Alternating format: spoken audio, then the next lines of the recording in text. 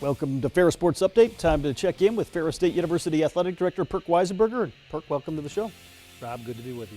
Off to a great start already here in the 2019-2020 season. A lot of success here from some of the fall teams as we get ready to transition into the winter months. A great deal of success. Couldn't be prouder of our coaches and our student athletes and our fan base as well. And now we're transitioning from that late fall time into the potential postseason for fall sports, and we're busy with the winter sports as well. So it's an exciting time at Ferris State. Obviously, this weekend, a big event coming up, the Anchor Bone Classic, and always a lot riding on the line between Ferris State and Grand Valley, and certainly a game that has some big implications. Well, it's a great rivalry game. It always has been, and we've added obviously some starch into the rivalry since Coach Anise has been hired and been on board, and always a fun game.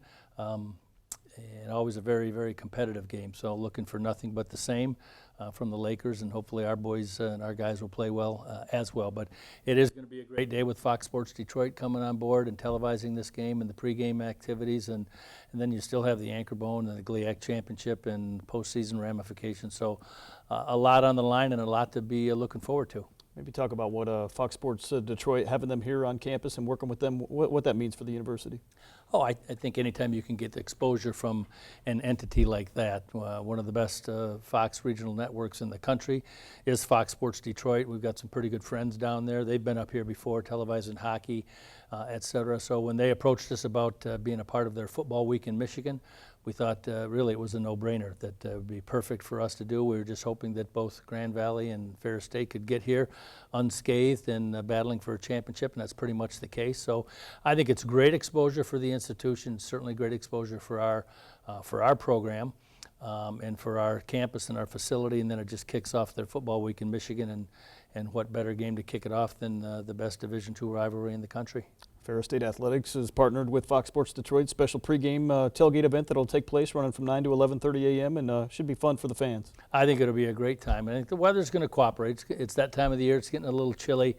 I don't like to hear the fact that temps are 10, 12 degrees lower than normal, but it's going to be dry and it'll be fun. There'll be the parking lots will open at 8 o'clock. The tailgate itself, the Fox Sports Detroit Ferris State tailgate, will begin at 9. We'll go to 11:30, and there's going to be autographs from some of the celebrities that Fox Sports Detroit is bringing. We're going to have our Harlan Hill trophies out there. There's going to be plenty of food and drink and music to be played, and it'll be a typical fall tailgate. And then we'll roll into the stadium where we're going to hand out 6,000 rally towels to the Bulldog faithful, and then we'll kick off the game at 12:07.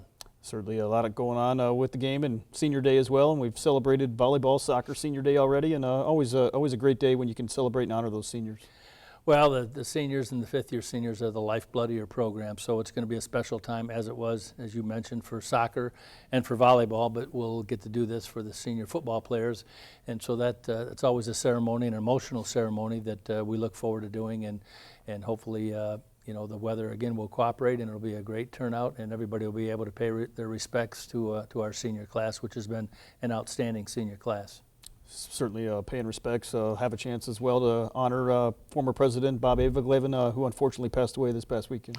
Just received notice yesterday afternoon that President Aveglaven had passed away peacefully. I visited with him on the morning of our homecoming game. I stopped in to see him before I came onto campus, and he had been in some failing health, and so we are going to honor him. Bob, it means so much to this university.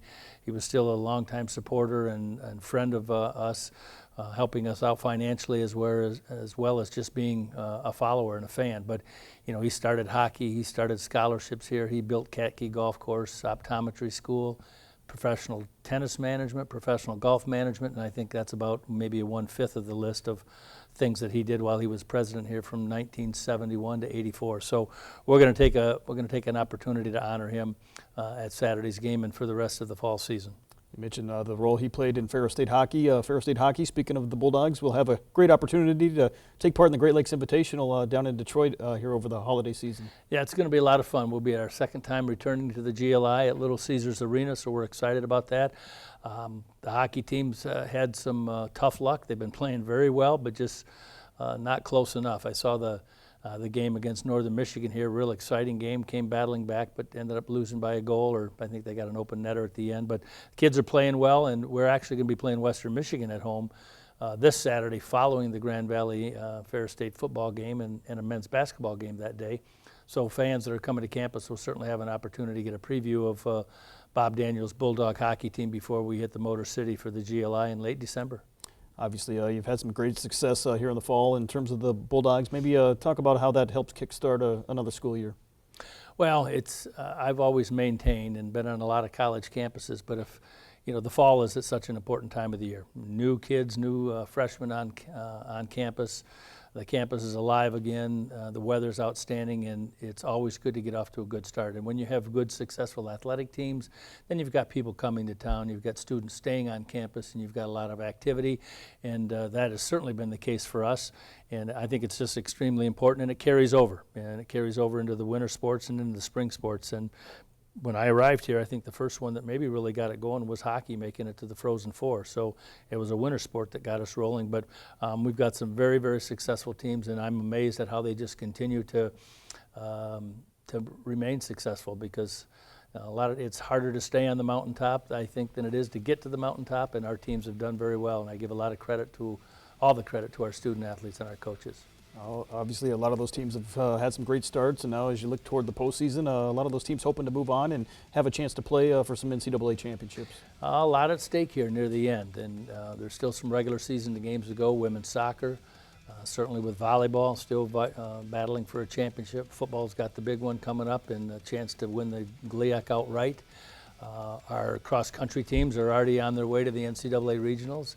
And then, of course, we're just beginning with men's and women's basketball and hockey. And Coach Bronkham is going to return from the West Coast with 3 wins in the Division II Tip-Off Classic, which was a very wonderful accomplishment.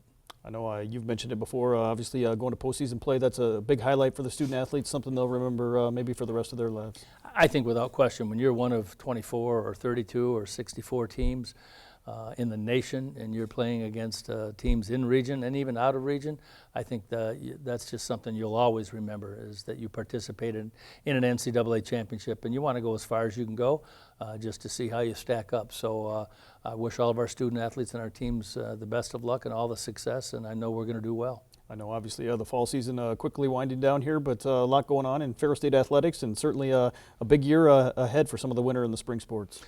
A real big year. We've got both basketballs and hockey, and then you got the other spring sports who are really in competition.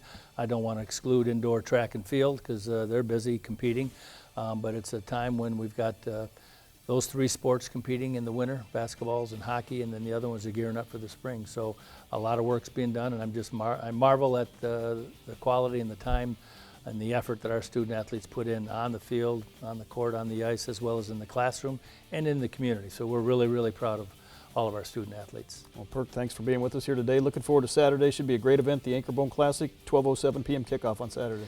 Make your plans to come on out now, folks. It's going to be a lot of fun. Thanks for having me, Rob. We'll be back with more Ferris Sports Update right after this.